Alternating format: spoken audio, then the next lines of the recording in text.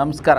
ಈ ದೇಶವನ್ನ ಬ್ರಿಟಿಷರ ಕಪಿಮುಷ್ಟಿಯಲ್ಲಿ ಇದ್ದಂಥ ಸಂದರ್ಭದಲ್ಲಿ 1857ರಲ್ಲಿ ಮೊದಲನೇ ಸ್ವಾತಂತ್ರ್ಯ ಸಂಗ್ರಾಮವನ್ನ ಝಾನ್ಸಿ ರಾಣಿ ಲಕ್ಷ್ಮೀಬಾಯಿ, ತಾತ್ಯಾ ಟೋಪಿ ಇನ್ನಿತರರು ಪ್ರಾರಂಭ ಮಾಡಿದಂಥ ಚಳುವಳಿ.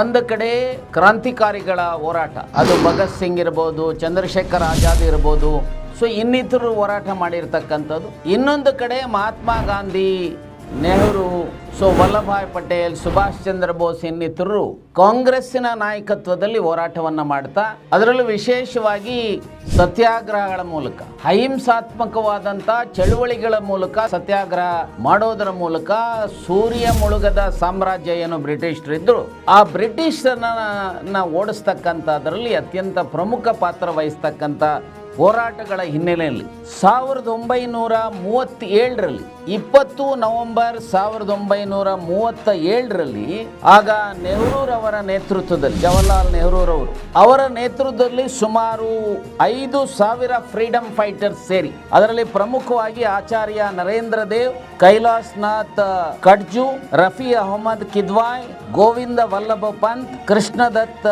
ಪರಿವಾಲ್ ಮುಂತಾದವರುಗಳು ಸೇರಿ ಸುಮಾರು 5 ಲಕ್ಷ ಹಣವನ್ನ ಇನ್ವೆಸ್ಟ್ ಮಾಡಿ ಅಸೋಸಿಯೇಟೆಡ್ ಜರ್ನಲ್ಸ್ ಲಿಮಿಟೆಡ್ AJL ಅನ್ನ ಸ್ಥಾಪನೆ ಮಾಡ್ತಾರೆ. ಆ ಸ್ಥಾಪನೆ ಮಾಡಿದಂಥ ಹಿನ್ನೆಲೆಯಲ್ಲಿ ಸೊ ಏನು ಮಾಧ್ಯಮಗಳ ಮೂಲಕ ಈ ನ್ಯೂಸ್ ಪೇಪರನ್ನು ಪ್ರಾರಂಭ ಮಾಡ್ತಕ್ಕಂಥ, ಅದಕ್ಕೆ ನ್ಯಾಷನಲ್ ಹೆರಾಲ್ಡ್ ಅನ್ನೋವಂಥದ್ದನ್ನು ಒಂದು ಕಡೆ ಇಂಗ್ಲೀಷ್ನಲ್ಲಿ, ಮತ್ತೊಂದು ಕಡೆ ಹಿಂದಿನಲ್ಲಿ, ಮತ್ತೊಂದು ಕಡೆ ಉರ್ದುನಲ್ಲಿ ಮಾಡ್ತಕ್ಕಂಥ ಅದಕ್ಕೆ ಪ್ರಯತ್ನಗಳು ನಡೆದಿರ್ತಕ್ಕಂಥದ್ದನ್ನು ಇತಿಹಾಸದ ಕಾಲಘಟ್ಟದಲ್ಲಿ ನೋಡಲಿಕ್ಕೆ ಸಾಧ್ಯತೆ ಇದೆ. ಸೊ ಇಂಗ್ಲೀಷ್ನಲ್ಲಿ ನ್ಯಾಷನಲ್ ಹೆರಾಲ್ಡ್ ನ್ಯೂಸ್ ಪೇಪರನ್ನು, ಕ್ವಾಮಿ ಆವಾಜ್ ಅನ್ನೋದನ್ನು ಉರ್ದುನಲ್ಲಿ, ನವಜೀವನ್ ಅನ್ನೋದನ್ನು ಹಿಂದಿನಲ್ಲಿ ಮಾಡಿರ್ತಕ್ಕಂಥದ್ದನ್ನು ನಾವು ನೋಡ್ಬೋದು. ಸೊ ಯಾವ ಈ ಅಸೋಸಿಯೇಟೆಡ್ ಜರ್ನಲ್ಸ್ ಲಿಮಿಟೆಡ್ ಇದೆಯಲ್ಲ, ಇದಕ್ಕೆ ರಾಷ್ಟ್ರವ್ಯಾಪಿ ಅನೇಕ ಕಡೆಗಳಲ್ಲಿ, ವಿಶೇಷವಾಗಿ ಡೆಲ್ಲಿ ಇರ್ಬೋದು, ಲಕ್ನೋ ಇರ್ಬೋದು, ಭೂಪಾಲ್ ಇರ್ಬೋದು, ಮುಂಬೈ ಇರ್ಬೋದು, ಇಂಡೋರ್ ಇರ್ಬೋದು, ಪಾಟ್ನಾ ಇರ್ಬೋದು, ಪಂಚಕುಲ, ಈ ರೀತಿಯ ಭಾಗಗಳಲ್ಲಿ ಕೆಲವು ಆಸ್ತಿಗಳನ್ನ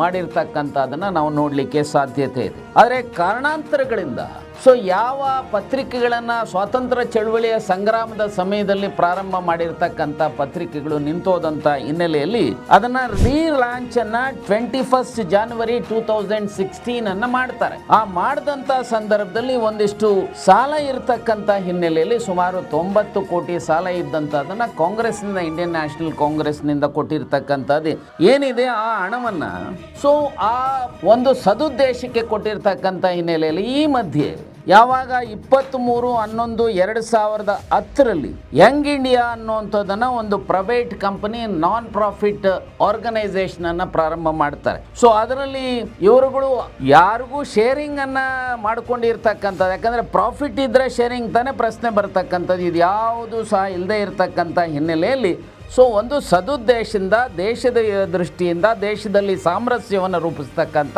ಸೊ ಜಾತಿಗಳ ಮಧ್ಯೆ, ಧರ್ಮಗಳ ಮಧ್ಯೆ ಇರತಕ್ಕಂಥ ಏನು ಕಂದರಕಗಳೇನಿದಾವೆ, ಡಿಫರೆನ್ಸಸ್ ಏನಿದೆ, ಇದನ್ನ ಸಾರ್ಟ್ ಔಟ್ ಮಾಡ್ತಕ್ಕಂಥ ದೃಷ್ಟಿಯಿಂದ, ಒಳ್ಳೆಯ ಸಂದೇಶಗಳನ್ನ ಸಮಾಜಕ್ಕೆ ಕೊಡ್ತಕ್ಕಂಥ ದೃಷ್ಟಿಯಿಂದ ಈ ಒಂದು ನ್ಯಾಷನಲ್ ಹೆರಾಲ್ಡ್ ಪತ್ರಿಕೆಯನ್ನ ಪ್ರಾರಂಭ ಮಾಡಿದಂಥ ಹಿನ್ನೆಲೆಯಲ್ಲಿ ಸೊ ಯಂಗ್ ಇಂಡಿಯಾ ಏನು ಕೊಟ್ಟಿರ್ತಕ್ಕಂಥ ಅದಕ್ಕೆ ಒಂದಿಷ್ಟು ಪ್ರಾಪರ್ಟೀಸ್ ಅನ್ನ ಕೊಟ್ಟಿದ್ದಾರೆ. ಇದರಲ್ಲಿ ಮನಿ ಲ್ಯಾಂಡ್ರಿಂಗ್ ಆಗಿದೆ ಅನ್ನುವಂಥ ಅಲಿಗೇಷನ್ ಅನ್ನ ಸನ್ಮಾನ್ಯ ಭಾರತೀಯ ಜನತಾ ಪಾರ್ಟಿಯ ನಾಯಕರಾಗಿರ್ತಕ್ಕಂಥ ಸನ್ಮಾನ್ಯ ಸುಬ್ರಹ್ಮಣ್ಯ ಸ್ವಾಮಿಯವರು 2015ರ ಆಸುಪಾಸಿನಲ್ಲಿ 2015ರಲ್ಲಿ ಒಂದು ಕೇಸನ್ನು ಹಾಕ್ತಾರೆ, ಒಂದು private complaint under section 200 of criminal procedure code ಮೇಲೆ ಮಾಡ್ತಾರೆ.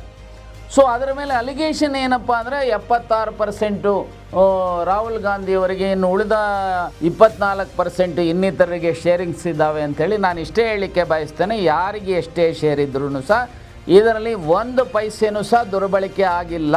ಇದನ್ನು ದುರುದ್ದೇಶಪೂರ್ವಕವಾಗಿ ಇವತ್ತು ಏನಾಗಿದೆ ಅಂತ ಹೇಳಿದ್ರೆ, ಅವರು ಹೇಳುವಂಥದ್ದು ಇದರಲ್ಲಿ ಏನು ಕೆಲವು ಪ್ರಾಪರ್ಟೀಸು ಅಸೋಸಿಯೇಟೆಡ್ ಯಾವ ಜರ್ನಲ್ಸ್ ಲಿಮಿಟೆಡ್ ಇದೆ ಏನಿದೆ, AJLನ ಪ್ರಾಪರ್ಟಿಯನ್ನು ಸುಮಾರು 2,000 ಕೋಟಿಯಷ್ಟು ಬೆಲೆ ಬಾಳ್ತಕ್ಕಂಥ ಪ್ರಾಪರ್ಟೀಸನ್ನು ಯಂಗ್ ಇಂಡಿಯಾಗೆ ತೆಗೆದುಕೊಂಡಿದ್ದಾರೆ ಸೊ ಅನ್ನುವಂಥ ಅಲಿಗೇಷನನ್ನು ಸುಬ್ರಹ್ಮಣ್ಯ ಸ್ವಾಮಿಯವರು ಮಾಡಿದಂಥ ಹಿನ್ನೆಲೆಯಲ್ಲಿ ಸೊ 2010ರಲ್ಲಿ ಪ್ರಾರಂಭ ಆದಂಥದ್ದು, ಅಂದರೆ ಸುಮಾರು 15 ವರ್ಷಗಳಿಂದ ಈ ಇಶ್ಯೂನ ಜೀವಂತವಾಗಿದ್ದಂಥ ಇಶ್ಯೂ ಹಿನ್ನೆಲೆಯಲ್ಲಿ ಸುಬ್ರಹ್ಮಣ್ಯ ಸ್ವಾಮಿಯವರು ಒಂದು ರೀತಿ ಮೋಸ್ಟ್ ಪರ್ವರ್ಟೆಡ್ ಪಾಲಿಟಿಷಿಯನ್ ಈ ದೇಶದಲ್ಲಿ ಯಾರಾದರೂ ಇದ್ದರೆ ಅದು ಮನೆಯ ಸುಬ್ರಹ್ಮಣ್ಯ ಸ್ವಾಮಿ. ನನಗೆ ವೈಯಕ್ತಿಕವಾಗಿಯೂ ಸಹ ಅವರು ಗೊತ್ತಿರತಕ್ಕಂಥವ್ರು.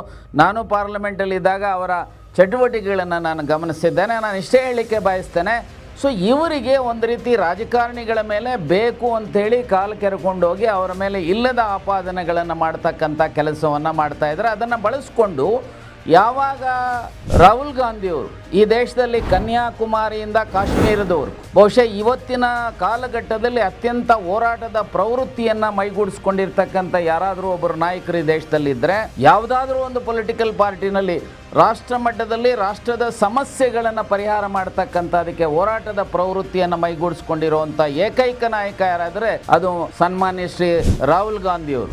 ರಾಹುಲ್ ಗಾಂಧಿಯವರ ಜನಪ್ರಿಯತೆಯನ್ನು ಇವತ್ತು ಸಹಿಸಿಕೊಳ್ಳಿಕ್ಕೆ ಸಾಧ್ಯತೆ ಆಗ್ತಾ ಇಲ್ಲ ಭಾರತೀಯ ಜನತಾ ಪಾರ್ಟಿಯವರಿಗೆ, ಅದರಲ್ಲೂ ಮೋದಿಯವರಿಗೆ, ಅಮಿತ್ ಶಾ ಅವರಿಗೆ.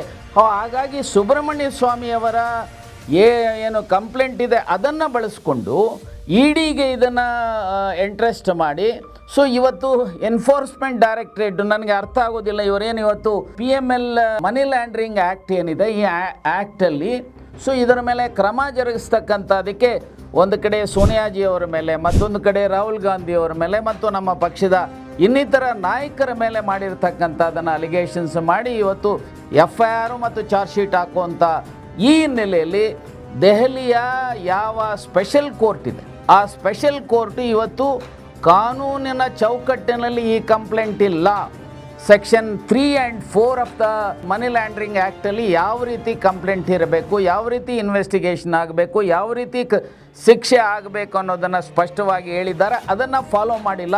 ಇದನ್ನು ದುರ್ಬಳಕೆ ಮಾಡಿಕೊಳ್ತಕ್ಕಂಥ ರಾಜಕೀಯ ಸೇಡನ್ನು ತೀರಿಸ್ಕೊಳ್ತಕ್ಕಂಥ ಪ್ರವೃತ್ತಿ ಇವತ್ತು ಕಾಣ್ತಾ ಇದೆ ಅನ್ನೋಂಥ ರೀತಿಯಲ್ಲಿ ಭಾವಿಸಿ ಕಾನೂನು ಚೌಕಟ್ಟಿನಲ್ಲಿ ಏನು ಇಡಿಯವರು ಆಗಿರ್ತಕ್ಕಂಥ ಸಮನ್ಸ್ ಇರ್ಬೋದು, FIR ಇರ್ಬೋದು, ಇನ್ನಿತರ ಎಲ್ಲ ಪ್ರೊಸೀಡಿಂಗ್ಸನ್ನು ಇವತ್ತು ಕ್ವಾಶ್ ಮಾಡಿರ್ತಕ್ಕಂಥದ್ದನ್ನು ನೋಡಿದಾಗ ಬಹುಶಃ ಇವರಿಗೇನಾದರೂ ನೆಲದ ಕಾನೂನಿನ ಬಗ್ಗೆ ಗೌರವ ಇದ್ದರೆ, ಯಾರಿವತ್ತು ಪ್ರಧಾನಮಂತ್ರಿಗಳಿದ್ದಾರೆ, ಯಾರಿವತ್ತು ಗೃಹ ಸಚಿವರಿದ್ದಾರೆ, ಯಾರಿವತ್ತು ಕಾನೂನು ಸಚಿವರಿದ್ದಾರೆ, ಯಾರಿವತ್ತು ಫೈನಾನ್ಸ್ ಮಿನಿಸ್ಟ್ರ್ ಇದ್ದಾರೆ, ಇದರ ನೈತಿಕ ಹೊಣೆಯನ್ನು ಇವತ್ತು ಕಪಾಳ ಮೋಕ್ಷ ಮಾಡಿದ್ದಾರೆ. ನ್ಯಾಯಾಲಯಗಳು ಕೇಂದ್ರ ಸರ್ಕಾರಕ್ಕೆ ಈ ಆದೇಶವನ್ನು ಮಾಡೋದ್ರ ಮೂಲಕ ನೀವು ಮಾಡ್ತಾ ಇರುವಂಥ ಏನು ಅಲಿಗೇಷನ್ಸ್ ಇದ್ದಾವೆ, ಏನು ಇಡಿ ಪ್ರೊಸೀಡಿಂಗ್ಸ್ ಇದ್ದಾವೆ, ಸೊ ಇದು ರಾಜಕೀಯ ಪ್ರೇರಿತವಾಗಿರ್ತಕ್ಕಂಥ ಪ್ರೊಸೀಡಿಂಗ್ಸು. ಹಾಗಾಗಿ ಇದನ್ನು ಕಾನೂನಿನಲ್ಲಿ ಊರ್ಜಿತ ಆಗೋದಿಲ್ಲ ಅನ್ನುವಂಥ ಸಂದೇಶವನ್ನು ಕೊಡ್ತಕ್ಕಂಥ ಆದೇಶ ಮಾಡಿದ ಮೇಲೆ ಇವರಿಗೇನಾದರೂ ಈ ನೆಲದ ಕಾನೂನಿನ ಬಗ್ಗೆ ಗೌರವ ಇದ್ದಿದ್ರೆ ರಾಜೀನಾಮೆ ಕೊಡಬೇಕಾಯಿತು.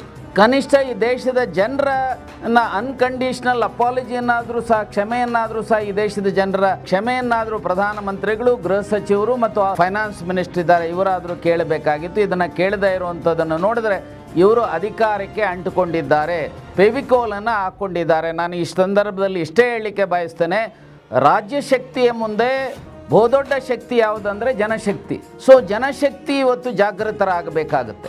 ಯಾರಿವತ್ತು ಸಂವಿಧಾನವನ್ನು ದುರ್ಬಳಕೆ ಮಾಡ್ಕೊಳ್ತಾ ಇದ್ದಾರೆ, ಯಾರಿವತ್ತು ಇನ್ಕಮ್ ಟ್ಯಾಕ್ಸ್ ಅಧಿಕಾರಿಗಳನ್ನು ದುರ್ಬಳಕೆ ಮಾಡ್ಕೊಳ್ತಾ ಇದ್ದಾರೆ, ಯಾರಿವತ್ತು CBIಯನ್ನು ದುರ್ಬಳಕೆ ಮಾಡ್ಕೊಳ್ತಾ ಇದ್ದಾರೆ, ಯಾರಿವತ್ತು EDಯನ್ನು ದುರ್ಬಳಕೆ ಮಾಡ್ಕೊಳ್ತಾ ಇರತಕ್ಕಂಥ ಭಾರತೀಯ ಜನತಾ ಪಾರ್ಟಿ ನರೇಂದ್ರ ಮೋದಿಯವರನ್ನು ಮತ್ತು ಅಮಿತ್ ಶಾ ಇನ್ನಿತರ ನಾಯಕರುಗಳಿಗೆ ಬುದ್ಧಿ ಕಲಿಸಬೇಕಾದ್ರೆ ಲೋಕಶಕ್ತಿ ಅರ್ಥಾತ್ ಜನಶಕ್ತಿ ಇವತ್ತು ಜಾಗೃತರಾಗಬೇಕಾಗುತ್ತೆ. ಆ ಜಾಗೃತರಾಗೋದ್ರ ಮೂಲಕ ಬರುವಂಥ ದಿನಮಾನಗಳು ಇವತ್ತು ಕಾಂಗ್ರೆಸ್ಸಿನವರಿಗೆ, ನಾಳೆ ಮತ್ತೊಬ್ಬರಿಗೆ, ಇವತ್ತು ಒಂದು ಪಾರ್ಟಿಗೆ, ನಾಳೆ ಬೇರೆ ಬೇರೆ ಜನರಿಗೆ ತೊಂದರೆ ಕೊಡ್ತಕ್ಕಂಥ ಈ ರೀತಿ ಕಾನೂನಿನ ಚೌಕಟ್ಟಿನಲ್ಲಿ ತೊಂದರೆ ಕೊಡ್ತಕ್ಕಂಥ ರಾಜಕೀಯವಾದಂಥ ಸೇಡುಗಳನ್ನು ತೀರಿಸ್ಕೊಳ್ತಕ್ಕಂಥ ಪ್ರವೃತ್ತಿಗೆ ಇವತ್ತೇನು ಕಪಾಳ ಮೋಕ್ಷ ಮಾಡಿದ್ದಾರೆ ನ್ಯಾಯಾಲಯ.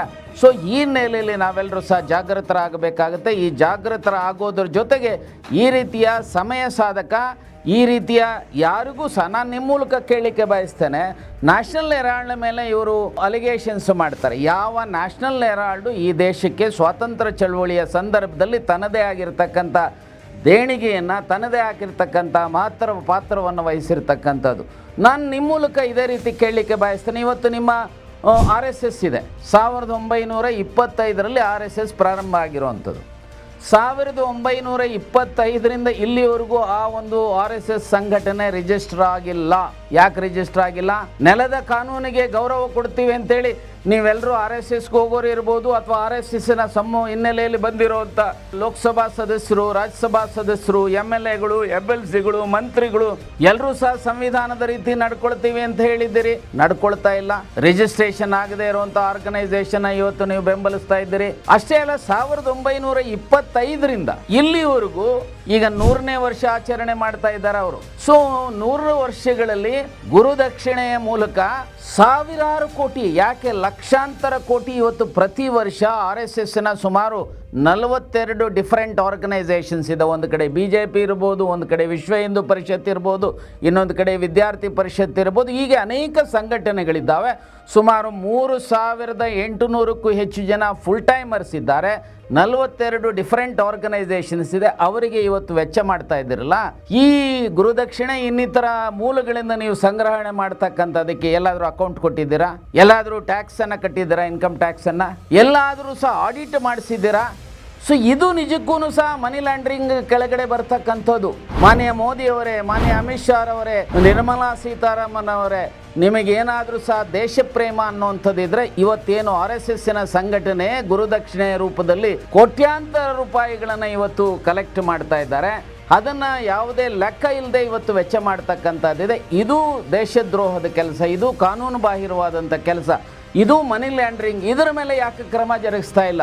ನಿಮ್ಮ ರಾಜಕೀಯವಾಗಿ ನಿಮಗೆ ಇವತ್ತು ಟಕ್ಕರ್ ಕೊಡ್ತಕ್ಕಂಥ ಅಥವಾ ಪ್ರತಿಸ್ಪರ್ಧಿಗಳಾಗಿರ್ತಕ್ಕಂಥ ಕಾಂಗ್ರೆಸ್ಸಿನ ಮೇಲೆ ಈ ರೀತಿಯ ಇಲ್ಲದ ಅಲಿಗೇಷನ್ ಅನ್ನು ಸುಬ್ರಹ್ಮಣ್ಯ ಸ್ವಾಮಿ ಅವರು ಹೇಳಿದ್ರು ಅಂತೇಳಿ, ಅವರು ಕಂಪ್ಲೇಂಟ್ ಕೊಟ್ಟರು ಅಂತೇಳಿ, ಅದನ್ನೇ ಒಂದು ರೀತಿ ದೊಡ್ಡ ಅಸ್ತ್ರವನ್ನಾಗಿ ಬಳಸ್ಕೊಂಡು ಒಂದು ರೀತಿಯ ರಾಜಕೀಯ ಸೇಡನ್ನು ಮಾಡ್ಕೊಳ್ತಕ್ಕಂಥ ಕೆಲಸ ಮಾಡ್ತಾ ಇದ್ರಲ್ಲ. ನಿಮಗೆ ನಾನು ಇಷ್ಟೇ ಹೇಳ್ತೇನೆ, ನಿಮಗೇನಾದರೂ ಸಹ ನೆಲದ ಕಾನೂನಲ್ಲಿ, ಇನ್ಫ್ಯಾಕ್ಟ್ ಸಂವಿಧಾನದಲ್ಲಿ ಡಾಕ್ಟರ್ BR ಅಂಬೇಡ್ಕರ್ ಹೇಳಿದ್ದಾರೆ, ಸೊ ಎಲ್ಲರೂ ಸಹ ಸಮಾನರು ಕಾನೂನಿನ ಚೌಕಟ್ಟಿನಲ್ಲಿ, ಆಲ್ ಈಕ್ವಲ್ ಬಿಫೋರ್ IF ಲಾ ಅನ್ನುವಂಥದ್ದನ್ನು ನಾನು ಇಷ್ಟೇ ಹೇಳ್ತೇನೆ. ನಿಮಗೇನಾದರೂ ಸಹ ತಪ್ಪು ನಿಜವಾಗೂ ಮಾಡಿರುವಂಥವ್ರು ಯಾರಾದರೂ ಇದೆ RSSನವರು, ಅವರು ಗುರುದಕ್ಷಿಣೆಯ ಮೂಲಕ ಕೋಟ್ಯಾಂತರ ರೂಪಾಯಿಗಳನ್ನು ಇವತ್ತು ಸಂಗ್ರಹಣೆ ಮಾಡ್ತಾರೆ, ಮನಿ ಲ್ಯಾಂಡ್ರಿಂಗನ್ನು ಮಾಡ್ತಾ ಇದ್ದಾರೆ, ಅನೇಕ ಆರ್ಥಿಕ ಅಪರಾಧಗಳನ್ನು ಎಸಗಿರ್ತಕ್ಕಂಥ ಅವರ ಮೇಲೆ ಕ್ರಮ ಜರುಗಿಸೋದನ್ನು ಬಿಟ್ಟು ರಾಷ್ಟ್ರಕ್ಕೋಸ್ಕರ ಹೋರಾಟ ಮಾಡಿದಂಥ, ಸ್ವಾತಂತ್ರ್ಯ ಚಳುವಳಿಯಲ್ಲಿ ತನ್ನದೇ ಆಗಿರ್ತಕ್ಕಂಥ ಪಾತ್ರ ವಹಿಸಿರ್ತಕ್ಕಂಥ ಒಂದು ಸಂಘಟನೆಗೆ,